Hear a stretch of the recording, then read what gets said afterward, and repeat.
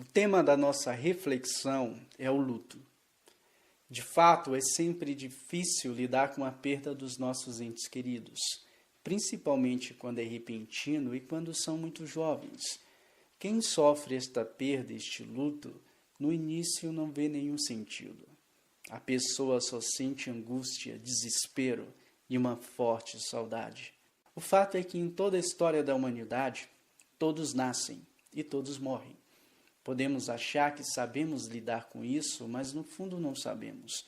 Parece que nunca estamos preparados para lidar com a morte de um ente querido. O mais importante neste momento é que devemos nos lembrar que não estamos só. Há pessoas aí fora que sentem o mesmo. Esse sentimento, esse sofrimento não é exclusivamente humano, pois até mesmo os animais sentem essa perda.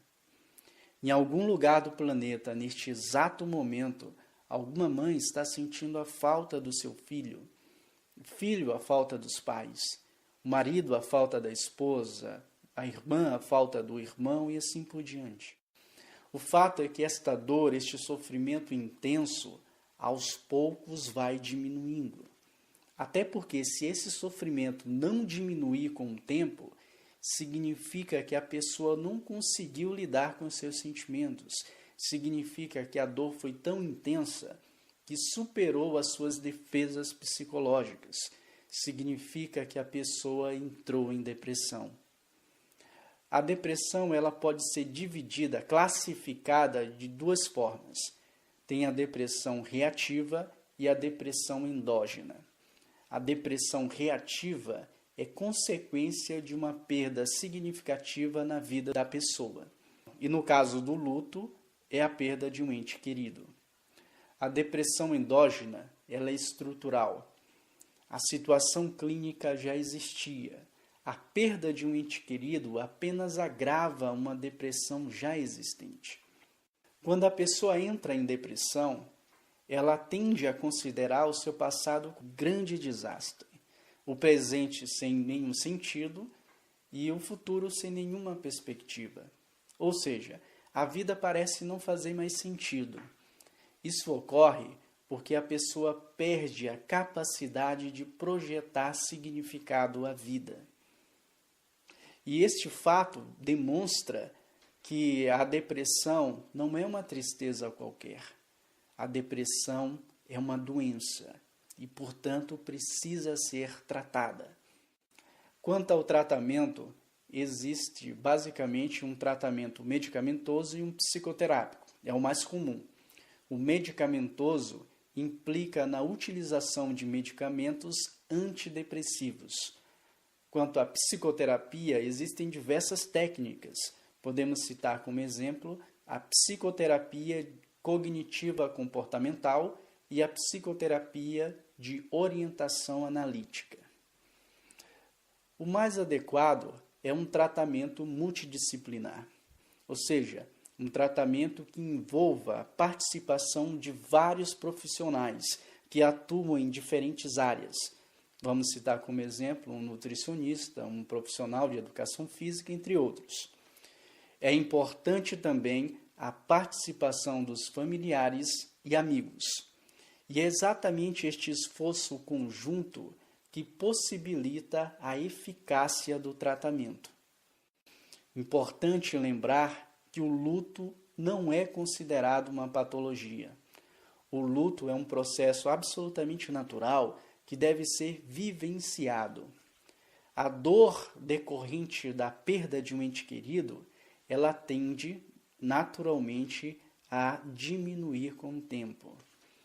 Mas, infelizmente, para a maioria de nós, mesmo passado muitos anos, quando recordamos dos momentos tristes e até mesmo dos momentos felizes que partilhamos junto com os nossos entes queridos, sentimos saudades.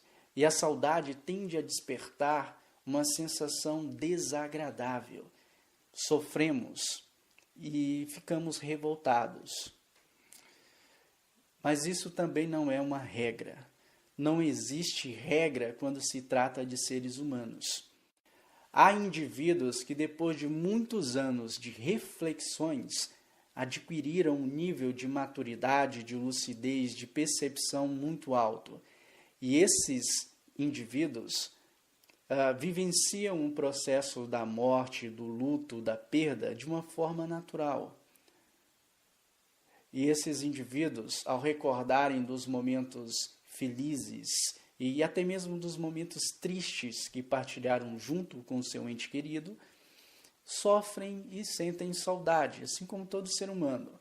Mas o sentimento que prevalece é o sentimento de gratidão. Gratidão por ter compartilhado, ainda que por pouco tempo, da sua existência com seu ente querido. Mesmo que tenha sido somente semanas, meses ou anos. Mas foram semanas, meses e anos inesquecíveis, imperdíveis, especiais. Mas para sentir essa gratidão neste momento difícil, requer um nível de maturidade muito alto. E a maturidade, ela não tem nada a ver com idade ou quantidade de experiências na vida. A maturidade está diretamente ligado a reflexões, ao autoconhecimento, à jornada interior e à capacidade de projetar amor e compaixão. A maioria de nós não temos esse nível de maturidade. A maioria dos seres humanos, neste momento, ficam muito revoltados contra esta triste realidade da vida. E em relação a esta revolta, vou contar uma história bem interessante. Na época do Buda, havia uma mulher chamada Kisa Gotami. E essa mulher havia sofrido a perda do seu filho único. Não conseguindo aceitar o fato, ela corria de um ao outro em busca de um medicamento que recuperasse a vida do seu filho. Dizia-se que Buda teria este medicamento. Kisa Gotami foi até o Buda, prestou-lhe reverência e apresentou o seu pedido, dizendo: Ó Buda, por gentileza, você pode fazer um medicamento que recupere a vida do meu filho? O Buda respondeu: Eu sei da existência desse medicamento, mas para fazê-lo preciso de certos ingredientes. E a mulher aliviada perguntou: Quais são os ingredientes necessários? O Buda disse: Eu preciso de um punhado de semente de mostarda. E antes que a mulher saísse, o Buda acrescentou um detalhe: Exijo que o punhado de semente de mostarda seja retirado de uma residência que não tenha ocorrido morte de entes queridos, quer seja parentes, amigos ou criados. A mulher concordou e começou a ir de casa em casa em busca das sementes. Em cada casa que ela entrava, as pessoas concordavam em ceder as sementes. Mas quando ela perguntava se havia ocorrido naquela residência alguma morte, Kisa Gotami não conseguiu encontrar um lar que não tivesse sido visitado pela morte. Uma filha nessa aqui, um cunhado na outra, um marido, um pai ou uma mãe na outra havia morrido. Kisa Gotami não conseguiu encontrar um lar que fosse imune ao sofrimento da perda e da morte. Vendo que não estava só na sua dor, ela aceitou a morte do seu filho, prestou as últimas homenagens e voltou ao Buda. O Buda disse com enorme compaixão: Você achava que somente você havia perdido um filho. A lei da morte consiste em não haver permanência entre todas as criaturas vivas. A procura de Kisa Gotami lhe ensinou e nos ensina que ninguém vive sem estar exposto ao sofrimento da perda e da morte. Ela não havia sido escolhida especificamente, exclusivamente, para sofrer aquela terrível tragédia. É claro que a constatação deste fato não eliminou o inevitável sofrimento decorrente da perda, mas reduziu bastante o sofrimento decorrente da revolta contra esta triste realidade da vida.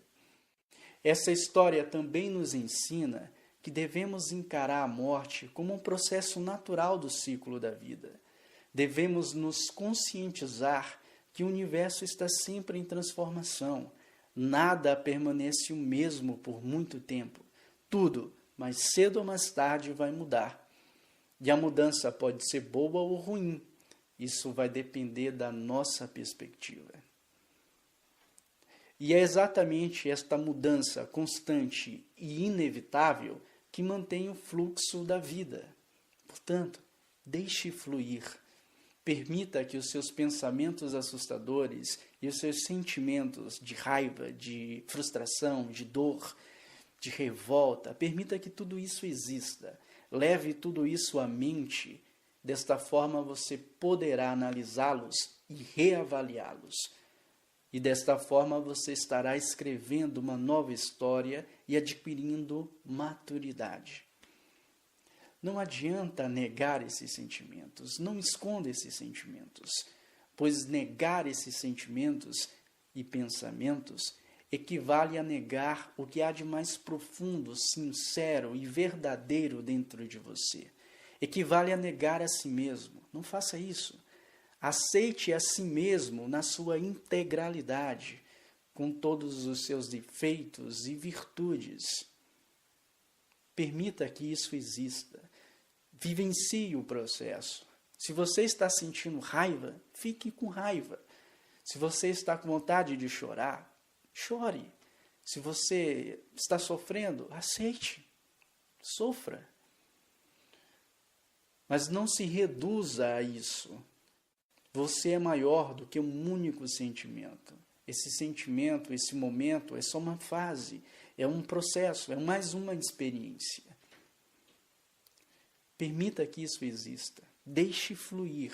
Deixar fluir é o mesmo que dizer para você deixar que esse sentimento exista e no momento adequado, deixar que ele vá embora. Deixe que vá. Deixe fluir. E é num fluxo normal, natural, que é só seu. E é exatamente neste fluir constante da vida que conseguimos readquirir o nosso equilíbrio emocional. Pois a perda de um ente querido, a morte, tira o nosso equilíbrio emocional. O luto é o processo de reequilíbrio emocional. É o momento que temos para encarar nossos sentimentos e reavaliar os sentimentos e os pensamentos e buscar este equilíbrio. Pessoas maduras e espiritualizadas lidam melhor com este processo, pois elas não são tão apegadas a esta realidade material. Elas acreditam na transcendência da matéria. Porém, se você não acredita nessa transcendência, ou se acredita, mas no momento está impossibilitada de atribuir significado às suas crenças, saiba que assim como seu ente querido morreu, você também vai morrer. Portanto, você não terá que passar a eternidade longe do seu ente querido.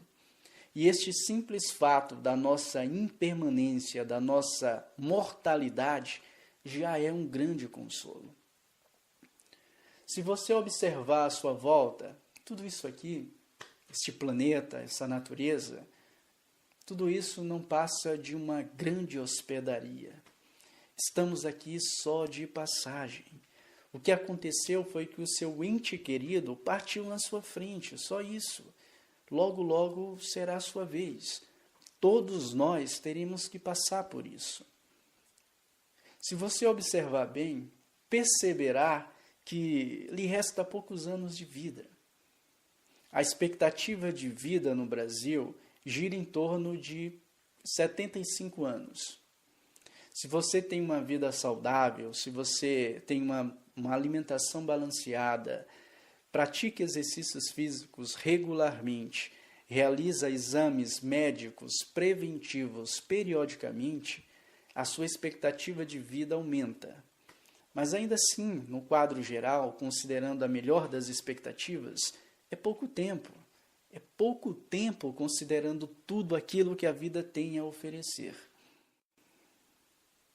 O que podemos fazer é aproveitar ao máximo todas as experiências que a vida tem a nos oferecer. Com certeza, é isso que o seu ente querido gostaria que você fizesse. Nesse momento eu lembrei de um filme chamado A Vida é para Viver. E no enterro de um jovem, o padre disse as seguintes palavras: quando a morte fala conosco, o que ela diz? A morte não fala de si mesma. A morte não fala para irmos até ela. Não fala para temermos. Não pede para entendermos. A morte pede para pensarmos na vida, para pensarmos no privilégio de viver. O ser humano sábio vive o momento intensamente, pois ele sabe que viver é um privilégio e que deve ser desfrutada, compartilhada no momento presente. E em relação a este momento presente, lembrei de um outro filme chamado O Menino de Ouro. Neste filme, um anjo disfarçado de mendigo na praça disse ao pai que sofria a perda do seu filho único as seguintes palavras: nós humanos, por alguma razão, sentimos grande dificuldade de nos desprender do passado. Eu não estou dizendo que não há espaço para as lembranças. O que eu estou dizendo é que não se pode viver o hoje no passado, porque senão o seu futuro será exatamente igual ao ontem. Também não se pode viver no futuro, porque senão o hoje apenas passa por você. Conecte-se ao momento presente. A única forma de se conectar com o momento presente é amando, pois a conexão é de amor. E em relação a este amor que nos conecta a tudo, lembrei de uma outra história bem interessante que diz: a felicidade, a tristeza, a vaidade, o amor e outros sentimentos habitavam uma pequena ilha.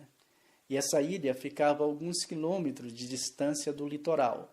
No litoral ficava uma grande montanha e no topo da montanha morava a sabedoria. Certo dia o amor foi visitar a sabedoria. E quando o amor chegou na casa da sabedoria, a sabedoria estava na varanda, observando o clima.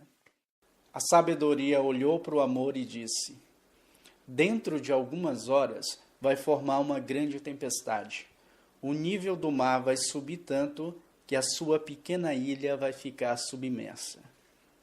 O amor, preocupado com a segurança de todos, pegou o barco e navegou em direção à ilha. Chegando na ilha, avisou a todos sobre o perigo da tempestade, organizou os barcos e ajudou que todos entrassem nos barcos.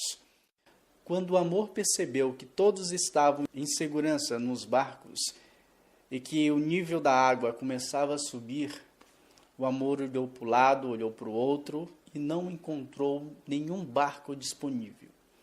Mas o amor ficou tranquilo, pois sabia que nos barcos que estavam ocupados havia muito espaço para levar passageiros. O amor foi até o barco da riqueza e lhe perguntou: Dona Riqueza, por gentileza, leve-me com você. E a riqueza respondeu: sinto muito, amor, mas o meu barco está cheio de ouro e prata e não há espaço para você. E assim a riqueza partiu. O barco seguinte foi o barco da vaidade. E o amor perguntou: Dona Vaidade, por gentileza, leve-me com você.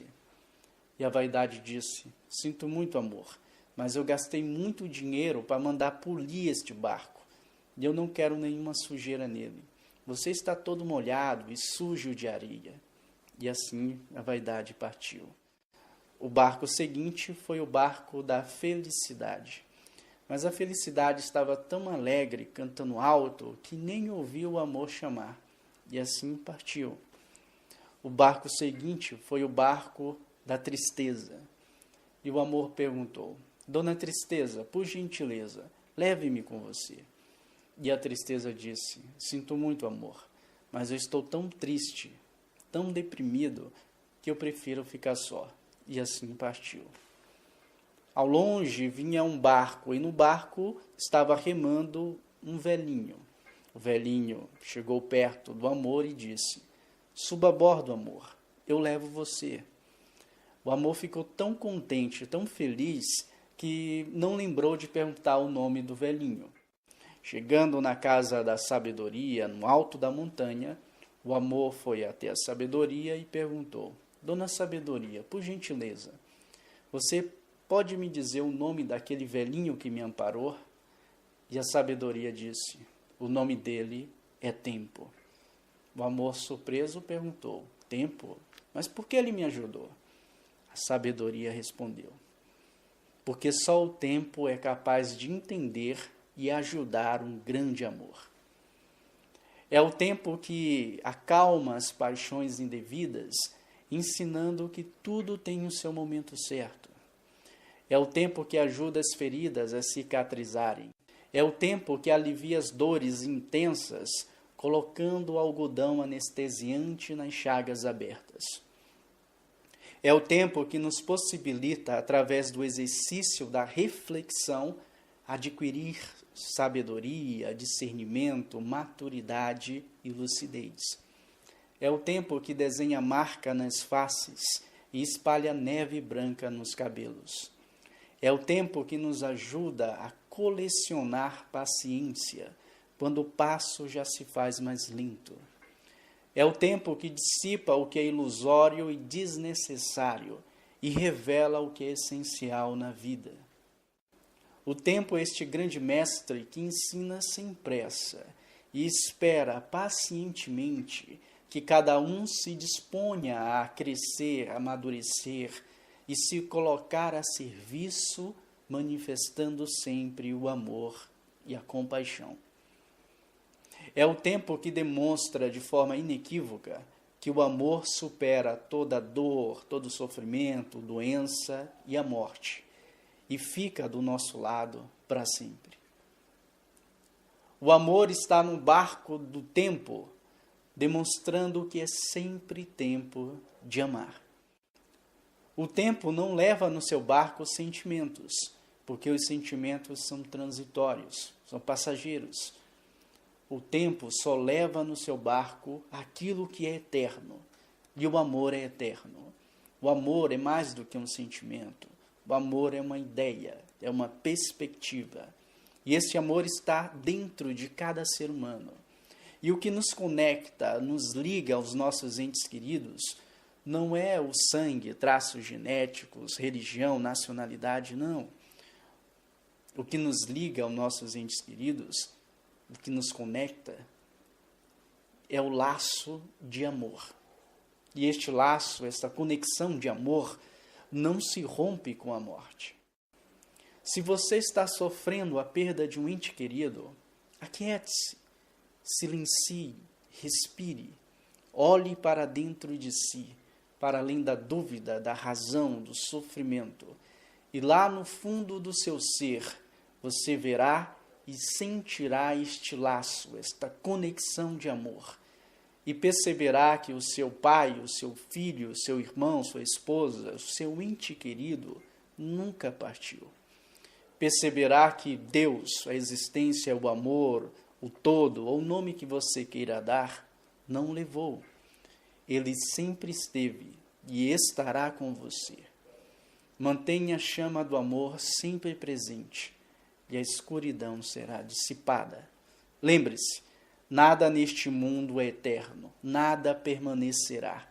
Somente o amor permanecerá conosco eternamente.